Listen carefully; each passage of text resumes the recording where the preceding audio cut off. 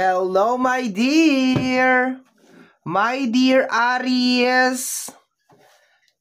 First 15 days of February 2024. First 15 days. This is from February 1 hanggang February 15, 2024. General reading. So, medyo kakaibang gagawin natin ngayon mga my dear Aries. Kasi ang gagawin natin, kukuha tayo ng mga cards dito. Sa lahat ng cards na yan na nasa table natin ngayon, kukuha tayo ng cards dyan. Tagi-isang cards sa kanila. So, ang gagawin ko, my dear Aries, para mabilis, is ita-timelapse ko, my dear, yung ating video. Okay? Yung ating video ay ipapass forward ko siya para mabilis to. Okay? So, umpisa na natin, my dear.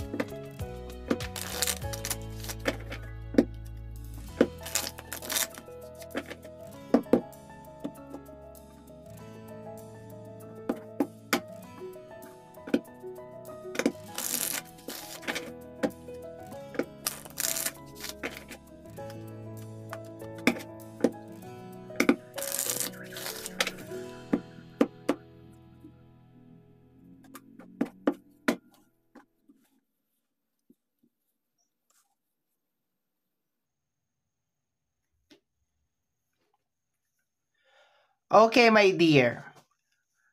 Umpisahan natin. Ayan na, nakita na natin yung I'm obsessed with your body talaga, no?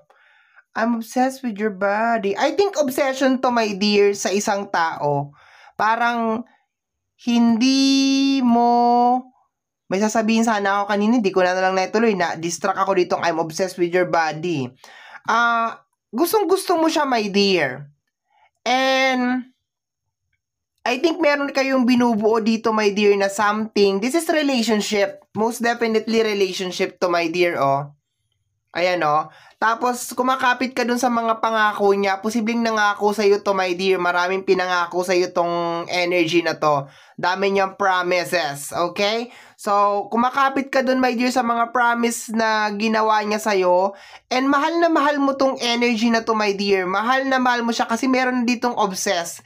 So, ibig sabihin siguro, my dear, kahit ilang beses kayong mag-away, hindi magkasundo, sa first 15 days of February, meron mga promises na mangyayari, my dear. Meron mga taong mangangako sa'yo, especially sa loob ng relationship. Meron mga tao na parang makikipag-settled sa'yo, yun na nakukuha ko dito. Maniniwala ka, my dear, dun sa promise na yon. Kasi parang nakukuha ko dito is merong parang mga new beginnings na may kinalaman sa energy ng relationship. Ito nakukuha ko dito kasi meron ditong Ace of Wands. So, posible din, my dear, meron mga proposal. Ayan, baka meron mga magpropose. This is more on promise. Kasi syempre, pag nagpropose ka rin, my dear, diba? Nagpa-promise ka doon na ikaw lang ang mamahalin ko, something like that. So, my dear, meron magpropose sa'yo or meron magpa-promise sa'yo. Yun ang nakukuha ko dito na mag-uumpisa tayo ulit. Aayusin natin tong connection natin and everything. Posibleng meron din mga kapatawaran, maghihingi ng kapatawaran sa'yo, my dear Aries. Yun ang nakukuha ko dito. Basta something fresh na may kinalaman sa usapin ng connection, especially sa loob ng relationship. And itong energy ng I am obsessed with your body, posible naman, my dear, na sobrang puging-pugi ka sa kanya or gandang-ganda ka talaga sa kanya.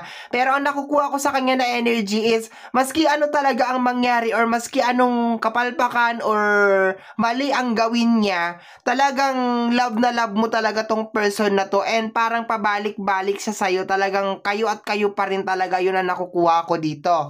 Okay? Mag-additional message tayo, my dear Aries.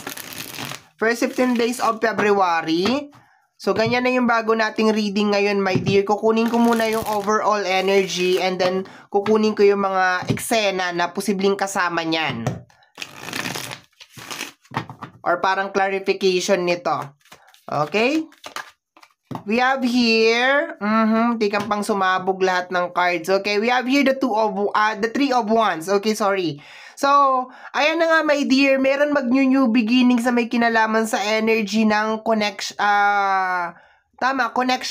communication, posibleng relationship. Yun na nakukuha ko dito, my dear. Kasi ang Three of Wands is parang next level. 'Di ba? Next level na, parang in-next level na ninyo yung connection ninyo o yung inyong communication. Yung inyong relationship in-next level na. Tingnan natin, my dear, ano pang kasama dyan. Posible din, my dear, related sa energy din ng career. No, meron mga career na magbo-bloom, my dear, sa February, first 15 days. Meron mga panibagong opportunities, mga job opportunity, yan ang nakukuha ko dito kung wala ka namang issue na may kinalaman sa usapin ng relationship. Promise, posibleng panibagong tao, communication, pero nandoon pa rin talagang energy, my dear Aries, sa luma, which is in the past. Parang isang tao na posibleng away bati kayo, para kayong asot pusa, marami kayong hindi pagkakaunawaan, and then parang susubukan ninyong dalawa na buuhin yung relationship ninyo ulit. Yun ang nakukuha ko dito. And ikaw naman, my dear Aries, masyado kang kakapit doon sa kanyang mga promises. Maniniwala ka talaga sa kanyang mga promises. Of course, new beginnings yan. Sino ba naman ang ayaw ng new beginnings? Okay, my dear Aries. Okay, may nag-flip. Okay, we have here the Hierophant. Posibleng may kasalan pa nga, oh. May mga proposal, my dear. May mga magpro-propose. Yun ang nakukuha ko dito. Hierophant is energy of spiritual. Siya ang pare or parang santo papa or parang ministro, something may kinalaman sa energy of religion, my dear. Okay? So, yun ang nakukuha ko dito. Meron talaga mga proposal, posibleng proposal sa relationship, proposal sa trabaho. Ang ganda lang talaga ng energy, my dear. Very, very fresh lang talaga yung kanyang energy dito, my dear. Additional tayo, my dear. Dagdagan pa natin yan. Okay? We have here the King of Cups. Matagal mo na tong hinihintay. Sobrang tagal mo na tong hinihintay. Talagang nag-a-assume ka na talaga na kailan ba niya gagawin to? Kailan ba siya luluhod sa akin? Kailan ba siya mag-propose? So, ay, ang saya. Baka mga Valentine's Day to, my dear. Nakakaloka ka. Mga pag-ibig ka, bakla. Ayan. So, meron mga proposal, my dear. Kinikilig ako. Ngayon, kung wala ka namang pag-ibig, wala ka namang minamahal, my dear, deserve. Joke lang. Baka naman may kinalaman sa energy ng career. Di ba? Meron mga panibagong mga career na magbubukas para sa iyo, my dear. Meron mga proposal. Di ba? Yun ang nakukuha ko. Ang ganda lang ng energy, my dear. Pero lamang na lamang dito, my dear, yung love reading. Okay? Dagdagan pa natin yan, my dear. Okay, ano to? The Queen of Swords, okay? So, ang Queen of Swords is being lined up sa iyong isipan. Energy din to ng receive, okay? So, tatanggapin mo, my dear, yung mga sorry, yung mga apology. Bibigyan mo ng second chance, my dear, na nakukuha ko dito. Line up din to, my dear, sa iyong mind, sa iyong energy of intuition, mind.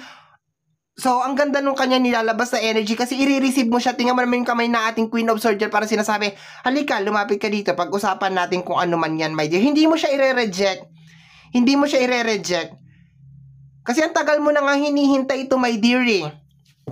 Kung kailan niya gagawin to, kailan siya mag-propose sa'yo, kailan siya mag-offering. Ang lakas ng energy, my dear, ng relationship. Mahal na mahal mo talaga tong tao na to, maski ang dami niya ng ginawang kabulastugan o kapalpakan sa'yo. My dear, may wedding tayo. We have here the Four of Wands. May ikakasal. May ikakasal.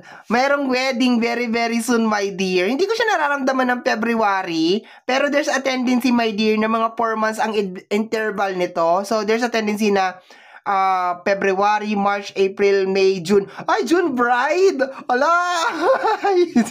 Naulitin ko nga, February, March, April, Hindi pala, hindi kasama yung February. March, April, May, June. Mga around June, my dear. June bride. Ala, may mga proposal ng Feb. May mga ikakasal ng June. Ang ganda. Ikaw na. Okay, tingnan natin. Bibigyan mo siya ng second chance, my dear. Kahit para kayong aso't pusa, away bati, away bati, away bati. Yun ang nakukuha ko dito. Okay. Kakakilig yung reading mo, my dear. The King of Sword! Ayan na siya, my dear. Ikakasal ka. Nanginginig ako. Ikakasal ka, my dear. Wala, ikakasal ka mga around June. Kakaloka ka bakla. Okay, let's go. The Emperor. Tuloy-tuloy na to, my dear. Dire-diretso na to. Yes, yung hinihintay mo, my dear. It really doesn't matter kung may kinalaman sa career, sa relationship, may proposal na mangyayari, my dear. May proposal. Okay? Something good news ang parating sa'yo, my dear. May marriage akong nakukuha mga around June to, my dear. Okay, wait. Ang ganda ng card mo, my dear. Nakakakilig. Di ba, Feb? Nawala sa isip ko, Feb 14. Di ba, araw ng mga puso? Baka may magpropose sa'yo, my dear, Feb 14. Ikaw na. Okay, we have... Yes! We have here the Two of Cups. My dear, tingnan mo, oh. Ang sweet. Bibigyan nyo, my dear, ng second chance yung relationship ninyo, my dear. And ang daming good news, my dear. Related din sa work. Bottom deck of the card is the Eight of Pentacles. So parehas, my dear, sa energy ng love and sa energy ng trabaho. Ang ganda nung pasok ng February mo, my dear. Sobrang ganda. May mga proposal sa relationship, may proposal sa career, may mga new beginnings sa career, may mga new beginnings sa relationship. There's a tendency, my dear, din kung single ka, baka matagpuan mo na, my dear, si Mr. Right or si Miss Right na maglalagay ng kulay sa buhay mo, my dear. Sobrang ganda ng reading mo, my dear. Okay? Very, very nice. Congratulations, my dear, sa mga makaka-receive ng proposal. You deserve it. Diba? So, my dear, yan ang reading mo para sa yung first 15 days of February 2024. Sa mga, my dear, kung nagustuhan mo to, especially kung napadaan ka lang, don't forget to subscribe. Click po ang notification bell para ma-update ka sa aking mga upload. And don't forget to like and follow yung iba po nating social media platform. Free to like, free to share, and free to comment sa lahat ng ating mga videos.